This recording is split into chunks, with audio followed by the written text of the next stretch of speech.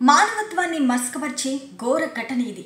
Railway platform పై ఆహారం విక్రయిస్తున్న ఓ యువకుడు వద్ద నుంచి భోజనం తీసుకున్న ప్రయాణికుడు డబ్బివ్వకుండా అతనితో దురుసుగా ప్రవర్తించాడు. తనకు రావాల్సిన డబ్బు కోసం ఆ యువకుడు రైలు వెంట పరిగెత్తి అలసిపోయి ఆగిపోయాడు.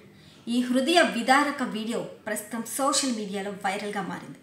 పేదలతో ఈ విధంగా ఆటలాడే వ్యక్తులను కఠినంగా శిక్షించాలని నెటిజన్లు తీవ్రంగా కోరుతున్నారు.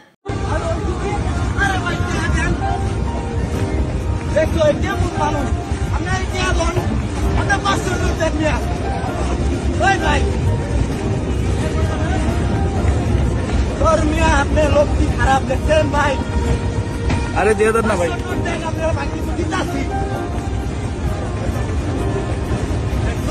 তোমার নাম্বার বলো, আমি নিয়ে নিচ্ছি, টাকা পাঠাই দেবো।